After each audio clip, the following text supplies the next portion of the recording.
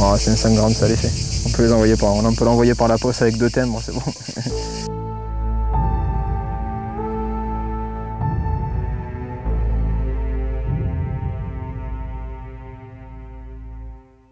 Salut à tous et bienvenue dans la petite commune de Val-à-Brègue, située dans le sud de la France. Je viens de m'installer rapidement, les grosses chaleurs commencent à arriver. Je viens juste d'aller chercher mon amorce que j'ai fini de mouiller tranquillement. Il n'est pas question aujourd'hui de faire une pêche très technique, une pêche à longue distance, une pêche vraiment voilà, un peu farfelue. Aujourd'hui on reprend les bases du feeder. Je vais pêcher un étang que j'ai pêché jadis une fois. On va le repêcher ensemble et voir un peu comment aborder donc, très facilement une pêche au feeder à courte distance. J'ai choisi 22 mètres aujourd'hui.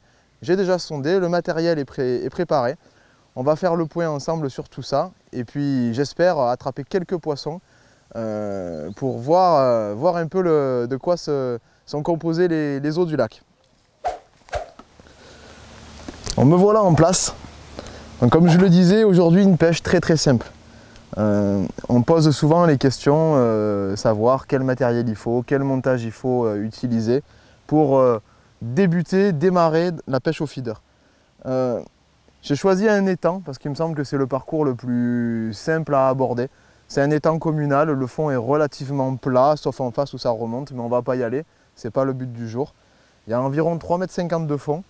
J'ai décidé de pêcher à 22 mètres. Donc 22 mètres pourquoi? Parce que c'est une distance où tout le monde peut pêcher dès les premiers lancers au feeder et surtout c'est une distance sur laquelle on peut être assez précis. Donc le feeder c'est de la précision. C'est de la précision. Il faut réussir à lancer régulièrement au même endroit précisément pour apporter des èches. C'est du fish after fish, on a une touche, on remet des asticots. Donc la base du feeder c'est de pêcher précis. Donc pêcher précis quand on commence la pêche au feeder, ça veut dire de ne pas chercher donc les complications et donc de ne pas chercher de pêcher à longue distance de suite. On va progresser. Aujourd'hui, on va pêcher à 20 mètres, 22 mètres, 22 mètres.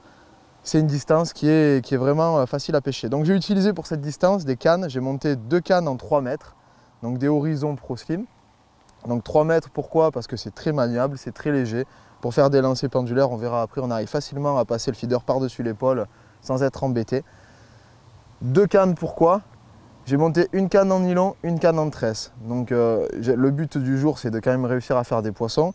Si vraiment vous n'aviez qu'une seule canne à choisir pour débuter, je vous conseillerais plutôt de choisir une canne avec un moulinet sur lequel est monté du nylon. Pour la simple et bonne raison que lorsqu'on pêche en tresse, il y a 0 élasticité. Pour s'entraîner au ferrage, ce n'est pas l'idéal, on risque de casser, de décrocher les poissons. Par le futur après, ça sera à vous de régler justement ces détails-là. Sur les petits poissons, d'utiliser de la tresse et sur les gros poissons, carasse, carpe, d'utiliser du nylon, même brème, gardon, lorsqu'ils mordent bien. Donc 2 cannes, 2 montages. Sur la canne en nylon, un montage très simple, un montage à plat classique. Donc une agrafe entre 2 stop flottes, une vrille de 10 cm, un badding de 40 cm avec un hameçon, un MXB2 sur du 12 centièmes, taille numéro 16. Donc ça va être ma canne si ça mord vraiment sur le coup pour essayer de pêcher un peu plus rapidement et surtout mettre toutes les chances de mon côté et sortir les gros poissons s'ils rentrent, donc sur mon poste. Donc le plan d'eau, je ne le connais pas très bien. Il y a beaucoup de poissons, c'est atypique parce qu'il y a du courant.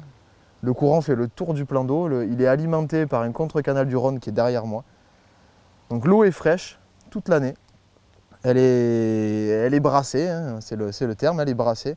Et on peut y trouver des tanges, des brèmes, des mulets, des carpes, des rotangles. Là, on a vraiment, je peux le dire, c'est un aquarium. Donc c'est vraiment intéressant pour commencer à pêcher au feeder. C'est également de choisir un parcours où on sait qu'il y a des poissons. Donc, si personne ne peut vous renseigner, il suffit d'observer le matin à la levée du jour. Ça saute de partout, des gros, des petits, c'est qu'il y a du poisson. Après, à nous de réussir à les attraper. Donc ma première canne pour les pêcher facile et la deuxième canne, un montage hélicoptère. Donc c'est un émerillon baril entre deux stop flots, une petite vrille en dessous et ça fait comme une potence avec un badling un peu plus long de 80 cm pour essayer en début de pêche d'attraper tous les petits poissons qui viennent directement sur l'amorce. Donc côté montage, c'est assez simple. Oui, la taille du moulinet, je n'ai pas précisé, c'est des moulinets en 3000. 3000 sur des cannes de 3 mètres, c'est très bien, ça équilibre le tout et surtout, c'est largement suffisant pour pêcher jusqu'à 30-40 mètres en toute simplicité. Question amorce. Question amorce, quand on arrive sur un parcours que l'on ne connaît pas très bien, ou lorsqu'on veut pêcher le tout venant, comme aujourd'hui, qu'on ne cible pas une variété précise de poissons, je fais une amorce assez brune. Donc une base de gros gardons avec une Wonder Bronze. C'est une amorce qui est pas très riche, c'est passe-partout.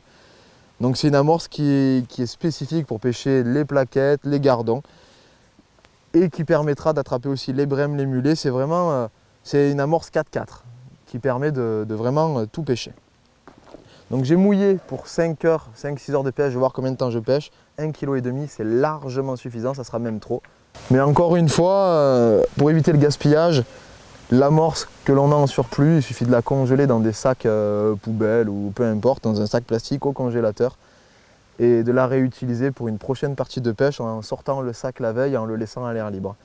Et vous verrez parfois que la texture est légèrement différente et les arômes sont décuplés. Alors je ne sais pas si c'est la congélation. Toujours est-il que ça devient une amorce d'autant plus attrayante. Donc l'amorce, nous avons vu. Concernant les èches, donc très simple. Ce que l'on trouve partout, et même maintenant dans les grandes surfaces alimentaires l'été pour les touristes, ce sont des asticots. Donc là, j'ai fait des asticots. Là, c'est des pinkies. C'est les plus petits des asticots. Les pinkies, c'est ceux que je vais introduire dans l'amorce pour attirer le poisson sur le coup, mais ils vont me servir aussi en début de pêche. Je vais en écher 1 ou 2 sur mon hameçon de 18. Sur ma ligne avant potant, je n'ai pas dit j'avais un hameçon de 18 sur du 10 centièmes. Ils me permettront d'attraper vraiment le tout venant. Attention, parce que les pinkies, les gros poissons en raffolent aussi. C'est pas rare parfois, lorsqu'on pêche avec un maïs sur notre cou ou un gozeur, de ne pas avoir de touche, de ne pas prendre les poissons, mais d'avoir des passages dans le fil. Et dans ce cas-là, le fait de mettre 1 ou 2 pinkies peut déclencher la touche. Les pinkies, ce ne sont pas uniquement des èches à petits poissons, ça peut être aussi des èches à gros poissons. Toujours est-il, c'est des indispensables pour mettre dans l'amorce. S'il ne devait y avoir qu'une chose à mettre, ça serait ça. Donc pour l'hameçon, quelques pinkies bien sûr que je vais récupérer dans la même boîte et des gozers. Donc les gozers, c'est des gros asticots qui sont un peu plus durs, un peu plus lents, qui bougent moins que les asticots et qui se conservent un petit peu moins bien au soleil. Donc si vous achetez un demi-litre de gozer pour la partie de pêche, que je vous conseille, c'est d'en garder un quart dans une glacière, quand il fait chaud bien sûr, et de les sortir au fur et à mesure pour éviter qu'ils meurent tous d'un coup. Donc c'est des asticots qui sont fragiles, qui résistent assez peu à la chaleur, mais qui sont très bons à l'hameçon pour les beaux poissons, pour les rotangles, les gardons. C'est vraiment lèche à tout faire sur un hameçon, à tout pêcher. On est vraiment un pinky gozer, on est dans l'indispensable pour moi. Là c'est des gozers rubis. Lorsqu'on est tout seul en loisir, qu'on ne parle pas de compétition, des gozers rouges suffisent largement.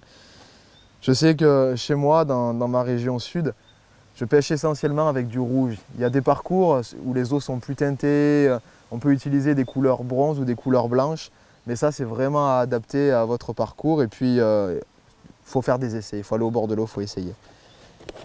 Et j'ai deux dernières choses, donc du maïs que j'ai broyé. Donc du maïs broyé que je vais introduire dans mes feeders pour essayer d'attirer sur mon cou aussi des gros poissons, des tanches, des carassins, ceux qui veulent mordre. Et des terreaux. Alors là les terreaux, moi j'en ai, c'est ce qui me reste d'une précédente partie de pêche. C'est pas l'èche la plus économique. Là c'est des dendros qu'on achète en paquet de 500 grammes, c'est relativement cher. Ceux qui ont la chance d'avoir des gros composteurs peuvent faire des terreaux, mais ça ne sera pas des dendros, ça sera des terreaux. Sinon, il faut aller dans le commerce en acheter. C'est pas donné, par contre, sur des pêches où il y a des brèmes, des carassins coupés et introduits dans l'amorce, ils peuvent permettre vraiment de tirer son épingle du jeu. Donc si on avait un choix à faire, si je devais choisir juste 2 èches, ça serait pinky, gozer. Et le maïs, ça vaut rien, on en met un peu dans l'amorce et puis on peut s'en servir à l'hameçon. Voilà. Donc maintenant je vais mettre un peu d'amorce dans un bac de côté. Donc pourquoi je ne mets pas toute mon amorce à côté de moi? Pour la simple et bonne raison que si j'introduis mes pinkies dans toute l'amorce, je vais polluer entre guillemets tout mon mélange. Alors que si je sépare une petite quantité, je vais pouvoir amorcer donc avec la quantité que j'ai mis de côté et commencer à pêcher. Et si je vois que les poissons ne veulent pas du tout d'asticots, ne veulent pas de viande entre guillemets, et qu'il faut que je les attrape uniquement avec de la farine ou que je reste très pauvre, je pourrais jeter ce fond d'amorce dans l'eau et puis récupérer de l'amorce pure dans ma réserve à côté. Donc ne jamais tout mettre ses gèches, ne jamais mettre ses gèches tout simplement dans son amorce, dans son bac, dans son mélange d'amorce général, toujours mettre une petite quantité de côté. Pareil, si j'ai à utiliser un produit traçant, je ne vais pas mélanger dans toute mon amorce. Je vais mettre une cage, admettons, de colorant à béton ou de terre jaune fumante. Donc un peu dans la quantité que j'ai mis de côté, je vais faire mon feeder, je vais envoyer, je vais voir comment ça réagit et en fonction j'en rajouterai au fur et à mesure. Sauf bien sûr cas exceptionnel où il faut tracer dès le début dans la masse pour des plaquettes, des choses comme ça. Donc c'est beaucoup de données mais au final c'est très simple. Donc je mouille de l'amorce, je sors mes èches de la glacière, je les mets sur ma desserte. Je monte une canne en nylon si j'en ai qu'une, j'en monte deux, une en tresse, une en nylon si j'en ai deux. Courte pour pêcher court. Avec des bas de ligne, une canne, un bas de ligne fin, une canne, un bas de ligne un peu plus costaud, pour justement m'adapter à la pêche. Et comme j'aime le dire à chaque fois, la pêche c'est du feeling. Donc même si j'étais parti aujourd'hui pour pêcher les mulets, j'en aurais peut-être pas fait un seul, j'aurais fait peut-être que des plaquettes. Là, je pars en ne sachant pas ce que je vais attraper et en ne ciblant rien. Donc c'est vraiment la pêche de tout un chacun que tout le monde peut faire. Une première pêche au feeder. Je vais lancer ma première cage d'amorçage. Donc j'ai changé de ma cage de pêche, j'ai mis une cage complètement ouverte avec le plomb, la plombée terminale. Donc c'est une taille large pour me permettre d'apporter un peu plus d'amorce dès le début. Donc je rajoute des pinkies dans l'amorce, assez centré, un peu de maïs.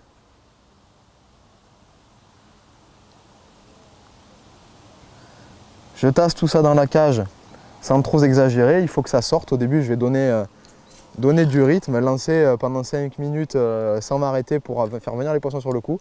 Et surtout, au préalable, j'ai pris un repère sur la berge d'en face. C'est très important. J'ai pris un repère et je vais m'y tenir. Donc, je vais lancer en face de moi, face à l'arbre de droite, mon arbre, quoi. Clipper. Le clip va bloquer la distance et mon repère, ça va être l'orientation droite-gauche.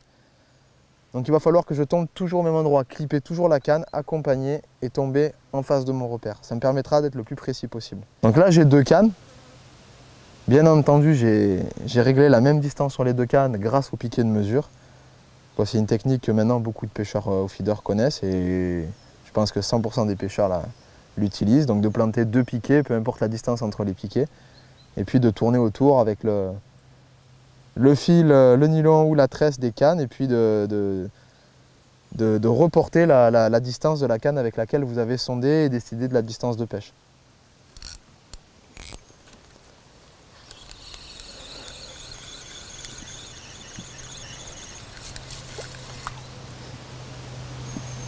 Donc là j'ai donné un petit coup, avant de le ramener, 2-3 petits coups même, pour faire sortir l'amorce sur le coup. Si je ramène doucement sans donner de petits ferrages, s'il y a quelques grains de maïs ou un peu d'amorce qui est bloqué dans le feeder, je risque de la ramener sur plusieurs mètres et dans ce cas-là, je vais perdre en précision. Et c'est pas ce que je recherche. J'ai pas envie d'étaler les poissons sur plusieurs mètres.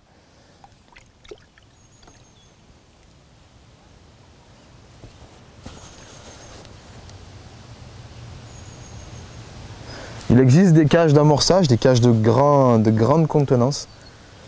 Mais dans ce cas-là, il faut faire attention, il faut utiliser des cannes adaptées un peu puissantes parce qu'une grosse cage de 7 cm par 5 ou 6 de diamètre, on va envoyer des grosses quantités d'amorce, ce sera des gros poids. Et ça serait dommage de casser sa canne avant de commencer à pêcher. Moi, quand je suis tout seul, je pêche avec des cages c'est des cages de pêche tout simplement. qui correspondent à la puissance de la canne et c'est largement suffisant pour faire venir les poissons. Donc là j'ai mis 2 cages avec des pinkies et du maïs. Je vais couper quelques verres. C'est pas, comme je le disais, c'est pas obligatoire.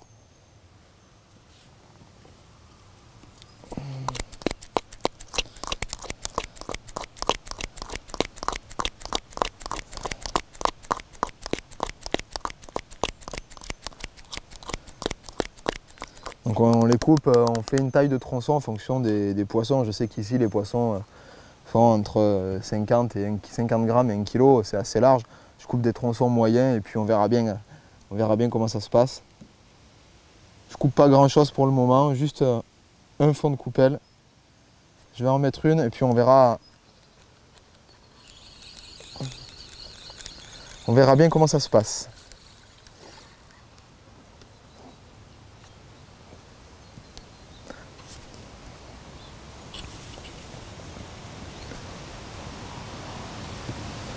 Allez, ça pétille. Ça pétille déjà sur le coup, l'amorce à gardon. Elle commence à aller chercher les poissons. J'ai déjà des touches. J'ai des touches, mais j'ai encore rien à l'hameçon. Donc c'est que les poissons sont sur le coup. Les poissons viennent taper dans la cage.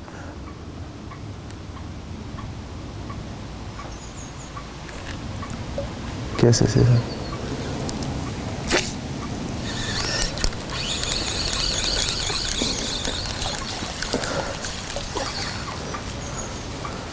Donc là je suis en train d'amorcer, je me rends compte en posant ma canne que j'ai des tapes dans le sillon, donc ça traduit la présence de poissons. J'ai rien à l'hameçon encore. Je vais arrêter donc de mettre des grosses cages d'amorçage et je vais commencer la pêche directement. C'est que les poissons sont là. L'étang n'est pas grand, ça ne sert à rien de faire un amorçage trop conséquent.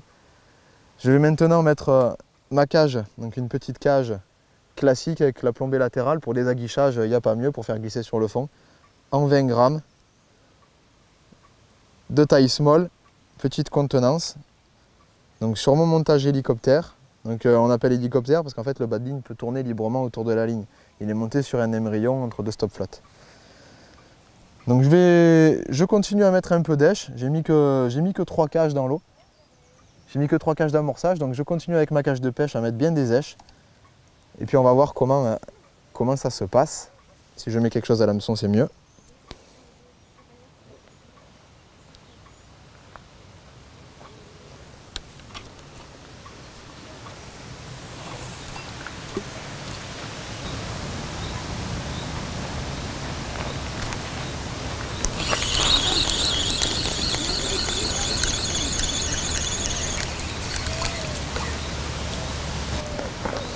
Bon ben, première cage avec le montage le plus technique. Donc une ablette. C'est souvent les petits poissons qui arrivent les premiers sur les coups, dans le nuage d'amorce de départ. Donc je ne vais pas la mettre dans la bourriche, je la remets directement à l'eau. Les ablettes, c'est fragile. Je vais essayer si j'ai des ablettes sur le coup, de suite de mettre 2 gothers pour voir s'il n'y a pas d'autres gros poissons autour qui mettent un peu plus de temps à se nourrir, qui rôdent sur le coup. Les ablettes, elles, quand elles entendent un bruit, qu'elles voient quelque chose de tomber, elles se ruent sur l'appât. Donc ça empêche souvent d'attraper les beaux poissons qui se promènent autour. Je vais de suite passer à 2 gothers.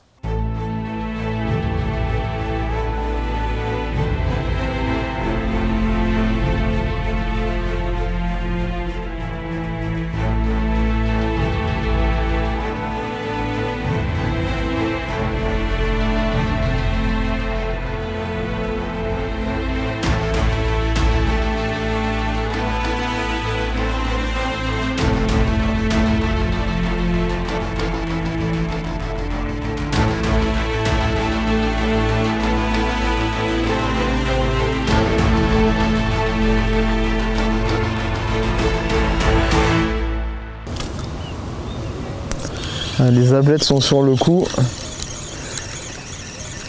On voit qu'à l'impact du feeder, j'ai carrément un nuage d'ablettes qui vient en surface.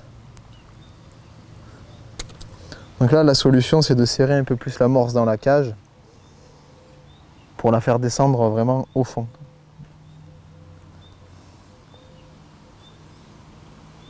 Je vais continuer à mettre 2 gothers. Et si je vois que je fais uniquement des ablettes, parce qu'elles ont l'air d'être vraiment en nombre sur le coup là, mais dès le départ, je mettrai un grain de maïs directement à l'hameçon. En étant, les poissons comme ça aiment bien le maïs, ils sont habitués, il y a plein de pêcheurs qui viennent les amorcer avec du maïs.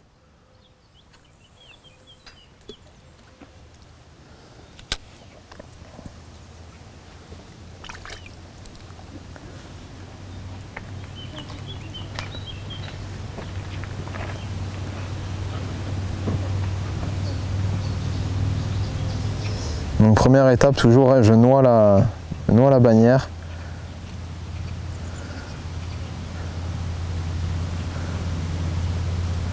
Quand c'est mer d'huile, qu'il n'y a pas de vent, pas de courant, la tresse, il n'y a pas besoin vraiment de la tendre énormément.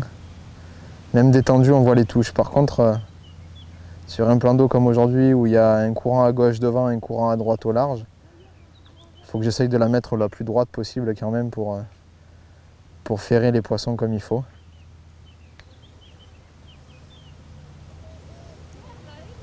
J'ai des petites touches, alors je sais pas si j'ai déjà une ablette, j'attends un petit peu. On va voir si elles se sont désintéressées des gozer, voir s'il y a quelque chose d'un peu plus gros au fond.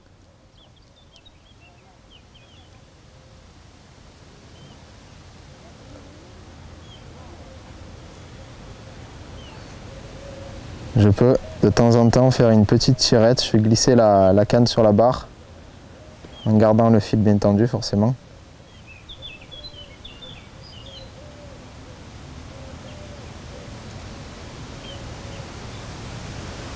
Là j'ai une touche un peu bizarre, on dirait que c'est des poissons qui passent dans la ligne. Je vais retirer un peu dessus.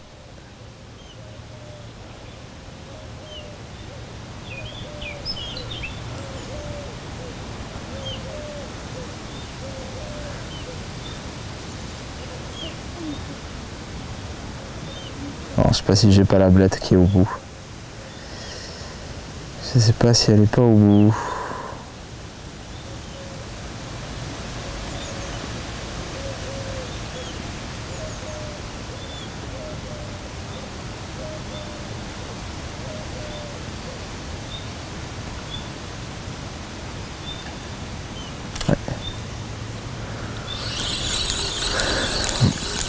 On est en début de pêche, il faut pas trop insister à attendre, sinon je vais pas faire venir les poissons. Voilà, j'ai un gozer qui est complètement sucé. Je pense que c'est les ablettes. Je réessaye une dernière fois et après je vais prendre ma ligne avec le nylon et puis un hameçon plus gros, je vais mettre un petit grain de maïs et puis je vais bien voir ce que ça dit.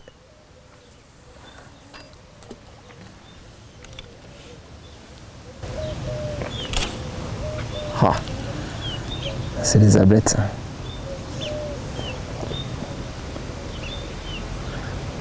J'ai fait un petit ferrage. J'ai déplacé la ligne sur le fond, mais j'ai ramené que d'un demi-tour de manivelle pour tendre. Donc je vais laisser 5-10 secondes pour voir s'il n'y a pas un poisson qui est légèrement devant.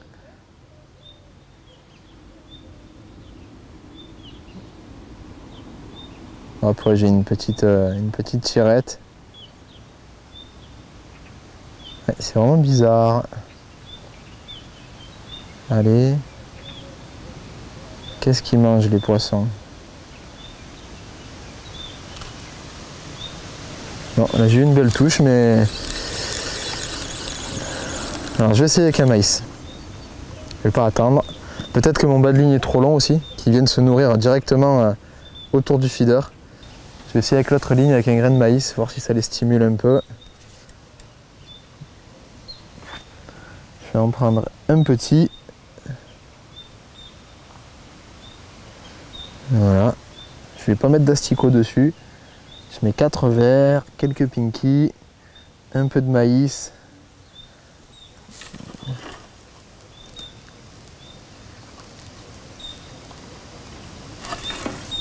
Et hop. Je serre bien pour que ça descende forcément.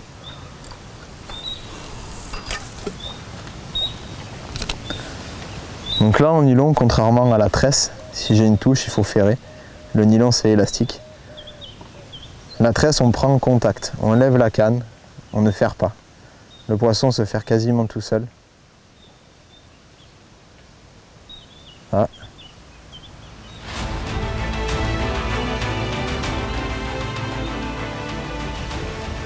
J'ai des poissons sur le coup. Hein. J'ai vraiment beaucoup de poissons sur le coup.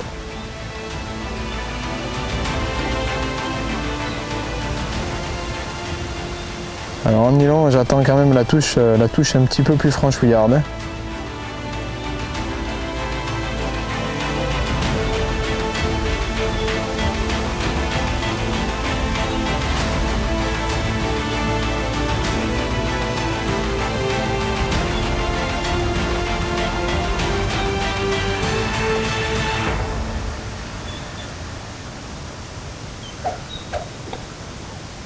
Oh là là, les poissons sont là, ils passent dans la cage, je sais pas ce qu'ils font. J'espère qu'ils vont être mordeurs, parce qu'on est quand même un jour de pleine lune. Faut lever la tête de temps en temps, regarder sur la zone d'impact du feeder s'il n'y a pas des bulles, des choses comme ça. Ça peut traduire la présence de... Hop, ben voilà. Voilà, j'avais des passages dans le fil. Et le fait de mettre un grain de maïs, je viens d'avoir une vraie touche. Et ce qui est intéressant, encore une fois, quand on regarde ce genre de pêche, c'est que je ne ferre pas n'importe quoi. Je ferre vraiment la vraie touche, la touche qui arrache la canne en nylon à cette distance-là. À moins bien sûr d'avoir un sillon qui tremble sans arrêt, là le poisson est sur place, c'est pas un gros poisson, mais sinon on attend la vraie touche. Donc là je vais utiliser l'épuisette. Ça a l'air d'être une brème. Et hop là, une brème qui fait un bon kilo. Donc là, on est typiquement dans la pêche de loisir idéale, où au bout d'un quart d'heure de pêche, on est déjà pendu à un poisson d'1 kilo. Donc c'est une belle brème. Une belle brème. Elles sont pas très larges, elles sont pas épaisses, par contre elles sont hautes. C'est des brèmes qui viennent de derrière, hein, du contre-canal, qui sont restées là. Allez. La première. L'avantage d'un parcours comme celui-ci, ce qui est intéressant, c'est qu'on ne sait jamais sur quoi on va tomber, mais vraiment jamais. C'est pas comme le plan d'eau de Istres où on sait qu'on va pêcher des brèmes. Là, il y a de tout. C'est à nous de réussir à avoir le poignet souple en cas de touche franche, de touche un peu plus douce, essayer de s'adapter à chaque lancer. Donc là, le maïs a bien marché. On va remettre un maïs, ça sert à rien de revenir au gozeur. Si j'arrive à attendre un petit peu plus longtemps la touche, et d'avoir à chaque fois un poisson d'1 kilo, moi je signe de suite. Donc je mets 4 vers, pas beaucoup parce que j'ai pas envie de leur faire manger des vers sur le fond, quoique. Le problème de mettre trop de diversité d'âge dans la mort, c'est qu'on passe énormément de temps à choisir, à trouver ce à quoi elles mordent à l'hameçon. Bien entendu, si j'attire les poissons avec des pinkies et des vers de terre, je les ferai très certainement avec des pinkies, des gozers ou des vers de terre. Si je mets du maïs, c'est fort possible que les poissons je les fasse au maïs.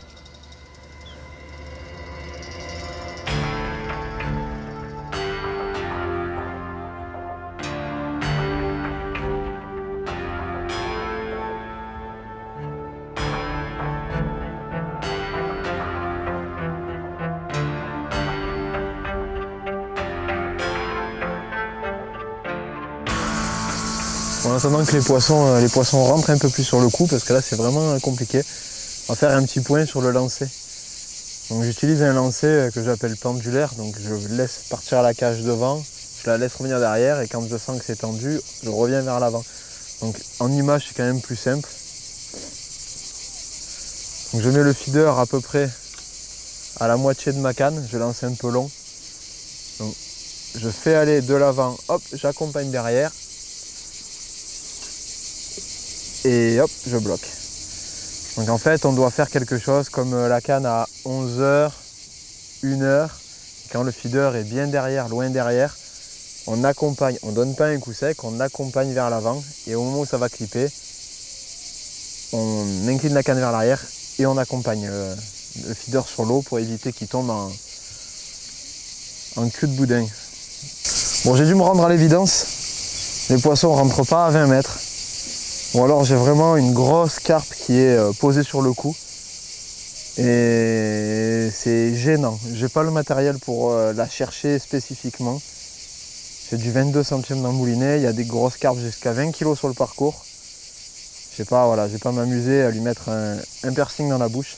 J'ai décidé de refaire un coup. Je suis parti au double de ma distance pour aller dans le courant qui va vers la droite.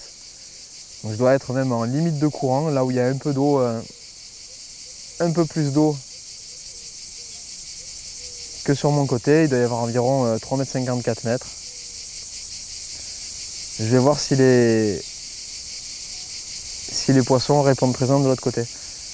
J'ai monté une cage horizon, une petite horizon 20 grammes. Ça me permet d'être assez précis et de lancer facilement avec une petite canne à cette distance-là.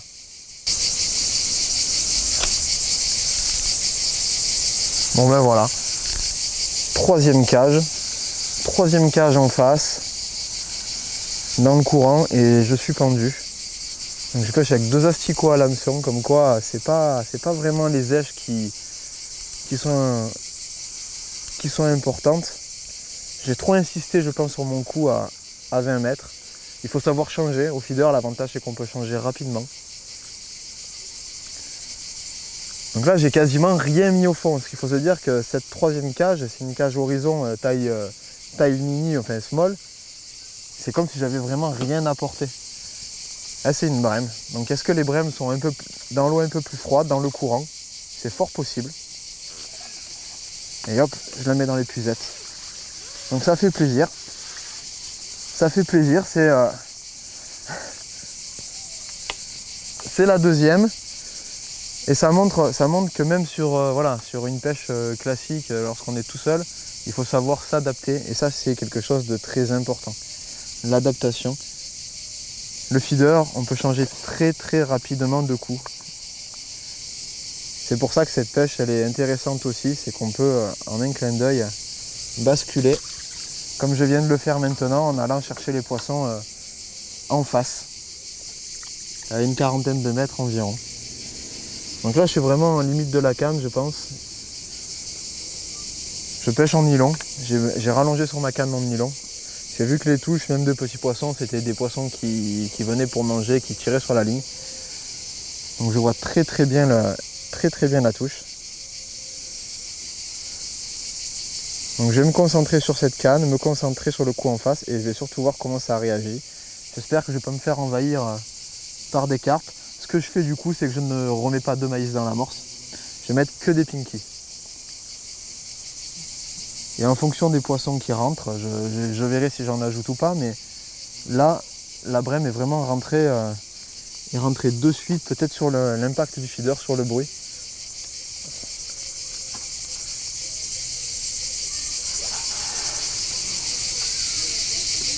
Voilà. Donc là-bas, je suis en place. Première chose à faire, quand le feeder il touche l'eau, c'est de baisser la canne, de la poser sur son support ou dans la même direction et de noyer sa bannière. Il est très important de noyer sa bannière. On ne commence pas à pêcher tant qu'elle n'est pas noyée.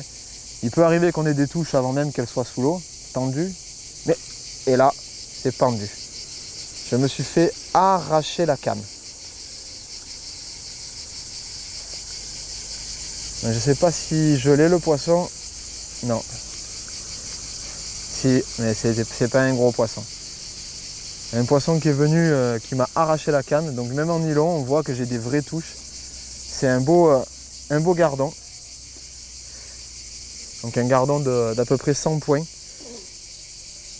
C'est exceptionnel quand même de se dire que ça fait 1h30 que je pêche, j'ai plus une touche sur mon coup de 20 mètres et que là, en l'espace de 2 minutes, je fais 1 kg, 1 kg, 1 kg de poisson. C'est juste incroyable. On est sur le même plan d'eau, je suis sur la même place, sauf que j'ai rallongé de 20 mètres. Donc là, ça devient une pêche un peu plus technique au niveau précision pour le novice. Mais parfois, il faut savoir s'adapter. Je vais pas me laisser abattre, je ne vais pas passer 5 heures à insister sur mon poste de départ où j'ai pas un poisson qui mord.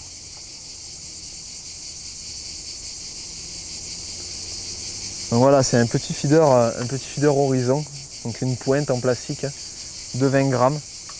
Pour 40 mètres, c'est largement suffisant, surtout avec mon combo canne 3 mètres et moulinet en 3000. Donc on voit que avant le clip, je ramène la canne vers l'arrière pour amortir déjà le moment où ça clip et amortir la chute pour limiter le bruit et puis pour être le plus tendu possible dès le départ. Plus je vais lancer et clipper tendu, moins j'aurai à noyer ma bannière, plus vite je serai en action de pêche. C'est sur ces points-là qu'il va falloir jouer.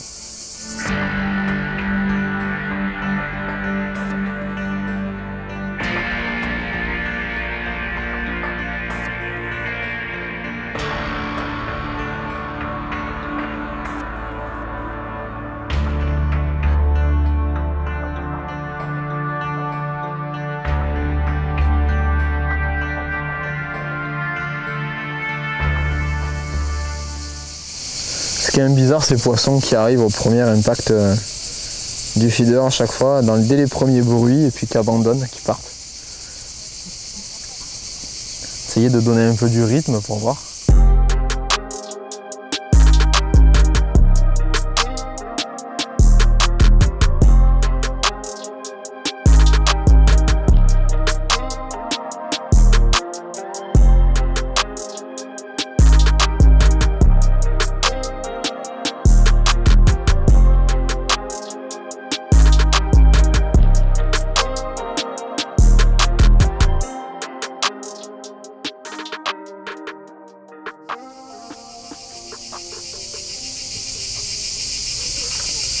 Là, ce matin, je pêchais au bord, là, à 20 mètres. Et je pense que j'avais une grosse carpe sur le coup. J'avais de l'activité, une activité bizarre, mais j'arrivais pas à piquer un poisson, il aurait fallu une bouillette. Alors, il y en a beaucoup des poissons, là, des carpes.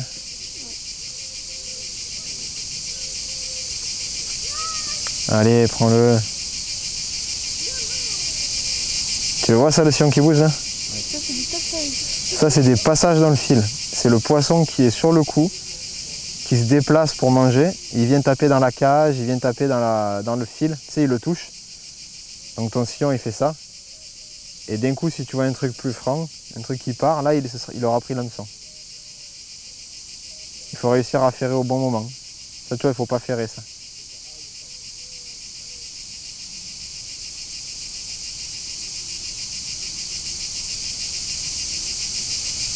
Ils y sont les poissons.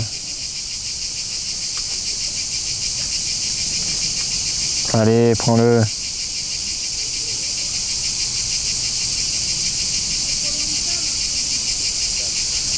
Là, là ça commence à... Mais c'est toujours... Ça, je ne ferre pas ça. Le problème au feeder, une fois que tu as ferré, il faut ramener relancer. Donc, il vaut mieux attendre des fois une belle touche. T'as des sapes là, non? Non. Alors c'est une vraie touche, tu vas la voir.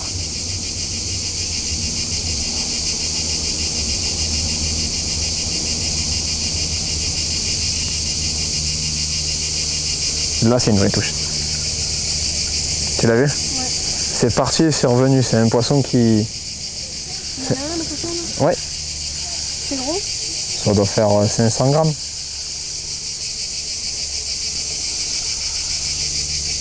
Ah, c'est suffisant hein, pour faire cuire au barbecue. Non, je rigole.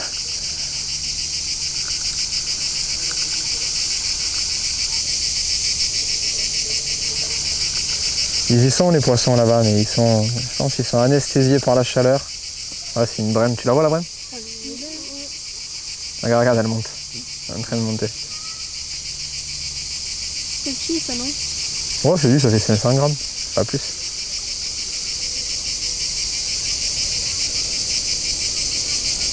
Même pas. Si, ça le fait. 500 grammes. Attention à la tête.